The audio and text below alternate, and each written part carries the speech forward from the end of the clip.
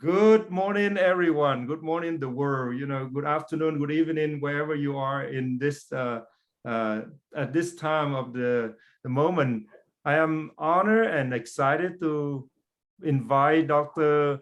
Amos Yahav from Israel, the founder of Augma Biomaterial, one of the visionary and innovate company that changed the world of how we do dentistry, surgery for oral maxillary facial bone augmentation. Dr. Amos Yahav, welcome to our channel, and I appreciate your moment here right now with us today. Please. Thank you very much. Thank you very much, and good morning for you. It's good afternoon for us. That's so right. Thank you for having me in your show. It took me almost like a few months to finally arrange the time with you, and I'm so happy to be able to connect with you far away from Israel. But I'm so excited. The company that you develop and the material that you have is just saved thousands of clinicians on the world to have one of the best material to improvise their dentistry and surgery daily. Would you share with us how your journey began with the company and how long it's been on the market and so far? Thank you. So first, I absolutely agree with you that we made some change in the world of augmentation procedure from the moment that we introduced into the market the bone cements. Since the bone cements are completely different from traditional grafting, in which now we can provide our patient by far much less invasive surgical protocol with less complications compared to traditional grafting. So everything was started in my early days when I was a young clinician, and during that time, I think it was about almost 27 years ago. During that time, I did some augmentation procedures in which I find that the traditional way of doing things are quite complex. So I try to figure out how we can do it differently and how we can do it in another way. Okay. So you're now on the screen, or it's me directly? I just want to show people, so those people that don't know the company, the product, and I just want to share quickly with them, and so they have some idea. Okay. So I think the best way is to go. Yeah, I think the best way is to go to the main page, in which you can see the Augma, in which we share about hundreds of clinical cases from different situations. So in my early day, for example, I was looking how we can do it differently. So at that time, I thought about finding a different type of bone graft, not to do similar as the others. So the idea was to find the bone cements, and it took about 15 years of development until we could develop this biphasic calcium sulfate bone cement. I think something that is very encouraging, because after 15 years of development, when we got the FDA and CE approval, then we launched it into the market. The first time that it was launched into the market, it was 2000, at the end of 2009, 2010. We already launched it in the market, the first product of us. And later on, we developed the second product in 2012. It was in the market. And at the beginning, of course, there was a lot of skepticism, and many clinicians even didn't thought about how to use it. They didn't know how to use it. And with the time, we provide the education, and now we have thousands of clinicians around the world who are already using it. And if you don't mind, I will share it with you the video of our last symposium that was in Kissimmee, Orlando, in May 2022. and I think it can provide a nice insight about who we are and what we are doing. So please take a look.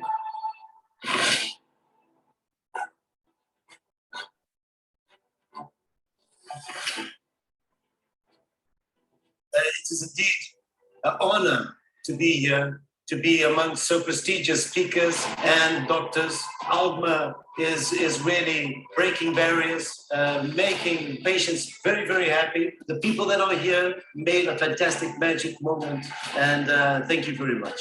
I really think the event was a real success, and I feel like a pioneer. It gives me a great joy because I really feel like I'm on the beginning of something. This is an amazing feeling to be part of something so true and so special.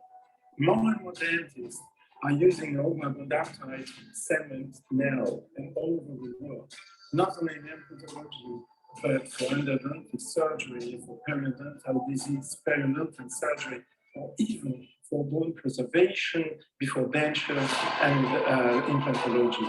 And more than that, Augma is a revolution for osseointegration. It was a terrific lineup of speakers. A lot of new stuff is being shown here, new products, and I'm looking forward to a great future for my patients and for the product itself and for everybody who came here to explore that. Thank you so much. I only speak on behalf of companies that I really truly believe in, and I believe in this company for two reasons. One, it's an amazing paradigm shift in bone regeneration, created a way to do complex cases in a very simple way, but I also believe in the people. They focus on education. And so that collaboration is really bringing bone cements to the forefront of bone regeneration and augmentation. This is one of the biggest conference in terms of technique and skill, and the amount of people that come here, hands-on workshop to really show people the secrets of how we do things and allow them to have the success that we are having. We able to give your patients the treatment that they want, the result that they want, and give them the smile that they've always wanted. Augma allows us to do that. It fits in perfectly with what we do, and it's something you should really look into. I want to thank everyone from Augma for putting on an incredible 3 days. The workshops were a fantastic concept and a fantastic addition to this 2 days worth of lectures during the symposium. It's practical, it's scientific, and when they go back to their office on Monday, they're going to be able to bring a new approach, a new way for therapy to their patients with the use of bone cement. And I look forward to the 3rd annual symposium with Dr. Amos. Thank you. So, as you can see, for me, it's a big excitement to see that our community is growing and all around the world, and people enjoying from the product, and actually it serves them in their daily practice. It makes the procedure more easy for them with less complication, less invasive to their patients. So definitely the goal was achieving by inventing this product, and see that also it's not just an invention, it's an invention that helps people, helps the doctors, helps the clinician, and helps their patients. So that's a great excitement. Oh, beautiful, Doc. You know, the video actually interesting because one of the Dr. Jonathan Abraham, he's actually on Facebook with me, and I saw so many cases that he does in his daily work. And he actually a professor, teacher for his private CE course. And a lot of his case, it looked very invasive procedure, but it turned out because of the material that that he bought from your company, make his life a lot easier, and he's more confident and finished the case so confident. And so let's talk about the difference between the particular bone particle, cadaver, and other animal bone product, and what the difference with your bone material. And I know that you mentioned there's so many advantages. Would you please share with people who never used it before? Mm-hmm. So there are a few differences, and the one who wants to start using bone cement need to understand the differences. So from the the way that we work with granules, normally we need to work with granules and membranes. We need to do large flaps in order to gain attention-free flaps. In addition, if we need to have a primary closure to add some additive in order to improve the quality of the bone that we gain, because normally what we gain is integration of the graft and not necessarily regeneration of the graft into the patient on bone. And if it gets exposed, so of course, we are prone to infections and complications. On the other end, when we work with bone cements, the flap must be with tension, not tension-free. It's completely opposite to traditional grafting. As such, we reflect a minimal flap, and in order to close it, we stretch it. We don't do any periostal releasing incision. So first, it's much more easy for the clinicians because they don't need to do the periostal releasing incision and advancement flap technique. The second, as such, it's a minimal flap reflection with maximum one vertical incision line to open it. And the flap is not engaged and is not connected to the muscles movement. So actually the patient comes day later with zero swelling, zero pain, because we don't go up into the mucosa, just 3 millimeters beyond the mucogingival line. We reflect the site, clean it, and then inject the material, press on it for 3 seconds, compact it well, it's hard immediately, and then we stretch the soft tissue for closure. Now the material is bacteriostatic, so even if it does not close perfectly, 3 millimeters of incision line opening, it's absolutely not a problem. It's never get infected due to exposure. It doesn't say that the material cannot get infected if we put it in acute area, but due to exposure, we did thousands of cases. We didn't have one case of infection due to exposure. And the beautiful is that the worst case scenario, if the clinician didn't do it in the right way, maximum, some of the material will wash out because it didn't protect it well. Otherwise, it does not get the infection, you don't lose soft tissue, hard tissue, and also the patient comes with less swelling, less pain, because all of the procedure is not invasive. But if you learn the protocols, you can have 95, 98% of success according to the protocols. So that's amazing. It's actually amazing because, you know, all the things that you just mentioned about the problem, the struggle at the clinician, at the surgeon daily is we put something, if we do an augmentation, we have to flap completely open and very aggressive in order to have a nice primary closer, and very aggressive in order to prevent infection and all of that. And you mentioned that the key thing is you don't have to do aggressive surgery, don't have to be primary closer, you don't have to worry about infection, because this material is what do you tell you the term bacteriostatic. Yeah, bacteriostatic. So it almost like kill the bacteria right at the beginning those are key thing different between the material that we have on the market, where when you put in there and you just pray. Pray. That's true. We have something that we call the predictability test. It's something that you don't see it with traditional grafting.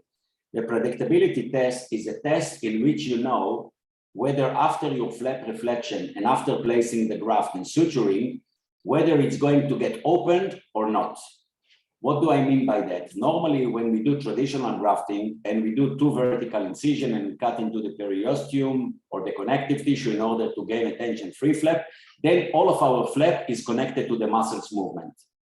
Therefore, there are some suggestions to do vertical mattress suture and this to prevent the opening, but there is no suture that can prevent a few hundreds of kilograms of muscle to track it back. So many times, you can see that the clinician did everything fantastically, suture nicely, but suddenly after a few days, everything is open because the muscle traction are there. Here on the other end, if you do it according to the protocols and you penetrate the mucosa only 3 millimeters beyond the mucogingival junction, so actually the muscle is not engaged. So as I say, if you don't want to get bitten by the bear, don't go into his cave. So if the muscle is not engaged, and then you suture by stretching. Stretching is something that we never did before because we knew that if you stretch in soft tissue, everything might get exposed.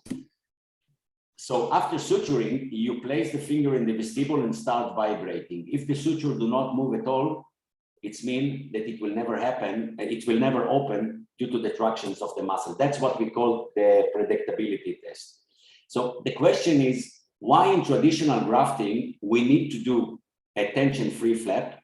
Because we knew that's a must. And here suddenly, with bone cement, we can stretch the soft tissue. So there is some misunderstanding of some clinicians that think that if you stretch a tissue, you cause a necrosis. This is really does not have any connection with reality, because stretching is not a problem, pressing is a problem. But we couldn't stretch the soft tissue, and we needed to do a tension-free flap for a few reasons. First, it's a biological reason. Soft tissue healing starts by retraction. And actually, if you reflect the flap, immediately it wants to retract. But it cannot regenerate, it cannot proliferate back on top of other bone graft, on top of a membrane. So it continues to retract. Therefore, we need to release it much more than needed, okay, in order to compensate for shrinkage. Yeah. And in order that we don't end up with opening of the incision line between the flaps. Here, for example, with the biphasic calcium sulfate, it's the only material that enables fast and quick proliferation above its surface. So there is an amazing synergy between the soft tissue and the material. So first, the soft tissue retracts a little bit, but immediately start to proliferate back on top of the bone cement, and then it closes. So now we can take advantage from a minimal invasive surgery, stretching. You don't need to be familiar with all of the technique of soft tissue manipulation, which are useless here, okay? And again, primary closure is not a must, because maximal closure is completely acceptable. Now there are situations like in socket or like in 3 bony wall defect, then we can leave it even 10 or 14 millimeter open, almost completely open. And I'm going to speak about it a little bit. But we must to protect the material. For that, we are using the wound dressing that called the Augma shield. Augma shield, it's a polymer wound dressing that we place it above and we secure it on top, and then on top, not underneath, on top, and then the soft tissue proliferate underneath. Where we use it the most, we use it when we're working in the aesthetic zone, and I really recommend those doctors who never been familiar with the material to go to our website, to go to OgmaFlix, and to see the clinical cases with the good descriptions. There are seminars, there are literature, everything is there. A lot of scientific knowledge there are in our website. Of course, if me or somebody else from the bone cement experts around the world is giving a lecture or course, I really highly recommend to join and to see the hands-on courses that we are doing around the world. So this is a different concept, which is completely opposite to everything that we knew up until now, but it's give you so many advantages that once you know how to work with it, you can never go back. So up to date, we have those who loves it and know how to work with it, and those who still or are not familiar with it or still don't know how to work with it, and those who don't want to learn how to work with it. So this is different. But without any doubt, once you know how to work with it, you cannot go back. It's a really game changer.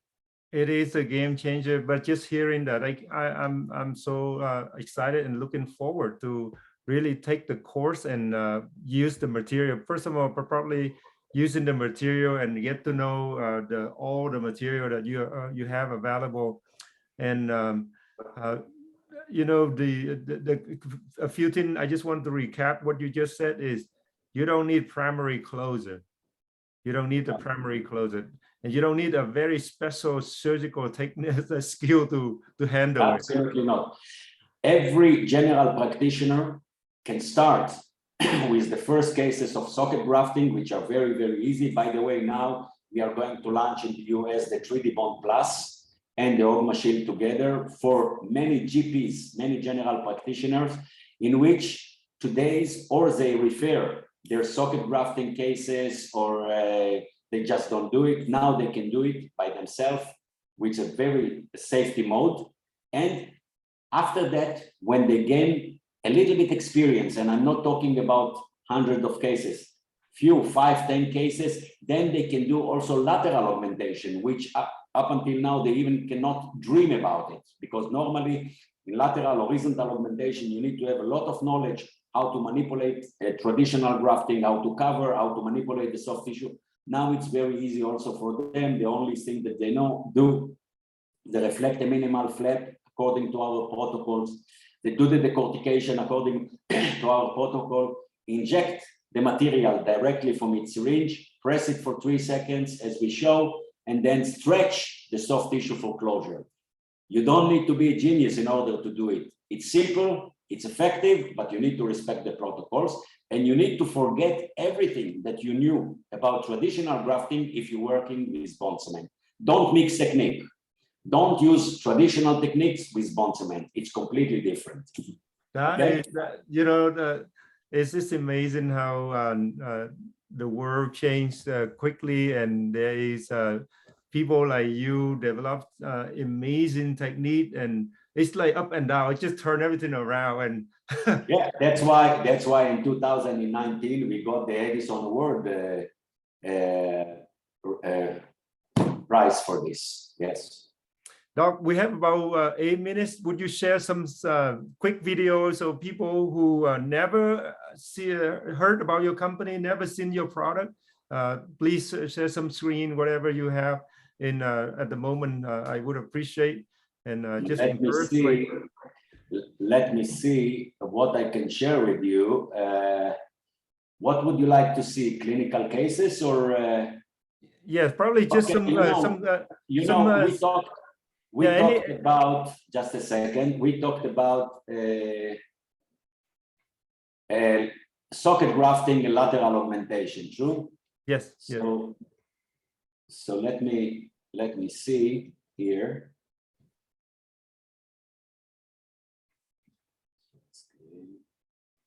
Okay.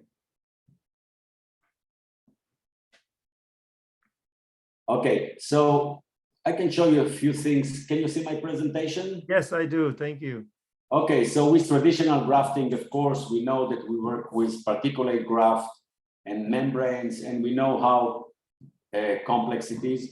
The problem is the tension-free flap, the primary closure, the additives, the membrane that we need to place, and we deal with post-operative complications. And many times after the surgery, the patient are coming with swelling, with hematomas, which today with bond cement, you never see it. You absolutely never see it, because all of the procedure is by far less invasive, because bond cement can simplify our workflow, can minimize the surgery, the invasiveness of the surgery, can improve the outcome because the material transforms completely into the patient on bone. It does not integrate with the bone as traditional grafting, is transformed into the patient on bone.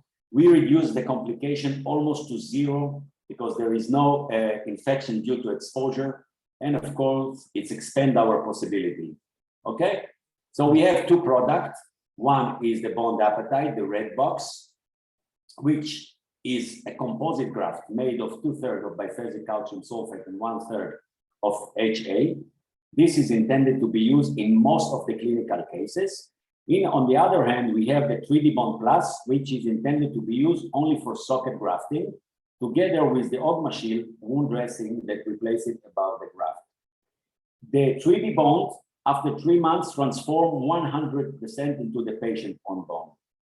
However, it's a short-term space maintainer, therefore you cannot use it in a larger defect. For all of the defect, you can use the Bond Appetite, which is a composite graft. Okay, so if you need to do the socket, you can use the 3D Bond Plus. However, if you want to do also sockets, also lateral augmentation, big defect, you should use the Bond Appetite. Here, for example, we can see the histology slides that shows a complete transformation into the patient on bone when we use the Bond Appetite or the 3D bone. And here on the other end, when we use particulate graft, in which the bone can grow only on the border of the particulate, which stay there for years. So this is a big difference. Here again, we can see that when we work, for example, with the bone appetite, we can see that after few months, after more than 6 months, we start to see, this is a CBCT slide after 8 months, we see the cortical plate, which is built again, and we see the histology that everything transforms into the patient on bone, okay? And the beauty is that after surgery, day after surgery, no matter how large it looks, because that we are not going into the mobile mucosa, more than 3 millimeter, as you can see, it's a minimal flap reflection, but it can be large. The patient comes day later with no swelling and no pain. That's amazing. Amazing. Okay. And of course, there is a lot of scientific background around it. Here you can see also the bioactivity of the material, how the osteoblast can do a mitosis on top of the crystals of the calcium sulfate. Here also we can see how bone can grow compared to other products that bone can never grow in such a zygomatic implant. Here we can see a huge cyst and how it is filled very easily without a membrane. Of course, we are not using a membrane. Membrane is contraindicated in our technique. So you can see the bone that is grown here. And if we want to see some, just a second. Of course, this is an entire course, but let me show you in, and by the way, there is also something that we need to know, that the radiographic appearance is different because the material transforms into the patient on bone. So first day it's radio effect. Then after 2 to 4 weeks, it's completely disappear. In this stage, the osteoid is formed without calcification. And later on, of course, in 12 weeks, you can see the bone again, but this is the real bone of the patient. There is no integration, okay? Mm-hmm. And here you can see, wait. Here you can see, for example, a simple socket grafting that we are using the bone appetite. And this is something that every GPs can do because most of the GPs know how to extract, but they don't do augmentation procedure. Here on the other end, they can do it very easily and safely without any fear or risk of contamination due to exposure. Of course, we cannot do it in acute area, but if it's not due to exposure, it does not get contaminated. Here we cut a template for the Augma shield.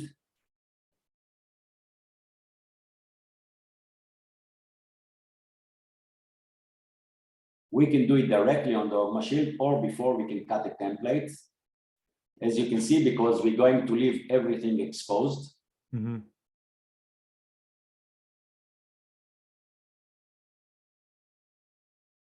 We activate the bone appetite,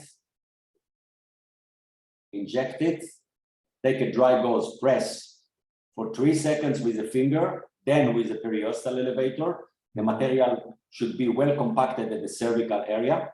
Yeah. We can head in order to slightly overfill, press again, then with a periostal elevator, as you can see, those are the time that we're using in reality. It's few seconds. Then all of the exposed material should be protected. Then we took the wound dressing. Very soon, we're going to launch it in the US. It will be under the name Augma Shield. Augma Shield, okay. Augma Shield in June. In June, next month, it's going to be in the US. This is an amazing thing. Okay, you see, we place it above as external wound dressing on top of all the exposed. Now what we need to do, we secure it by suture. We go from mesial to distal in the buccal aspect, and then we traverse to the lingual aspect from mesial to distal. Very, very, very, very simple. And then do the cross suturing above and make our knot. That's how it looks. Then we let it like this for healing. After 7 days already, you can see the Augma Shield on top, and you can see that almost everything was bridged by new soft tissue. After 13 days, everything was bridged very nicely with keratinized tissue. And after 3 months, we have the bone and we can place the implant. Doctor, So I this have, is- I just want to, sorry to interrupt you. We have about a minute. I just want to say thank you. And I'm Okay. hoping that by the end Okay, of this, so of course, we cannot show everything in this. I highly recommend to go to our website, www.augmabio.com, okay, and see many cases and many educational content. thank you very much. I'm honored to have you here, and I really appreciate your time. And I can't wait to have you come back to share some more the new product or new class C or a presentation that you have. I really appreciate, Doctor. Thank you very much for having me and have a wonderful day. Thank you. Thank you. Take Bye. care. Thank you.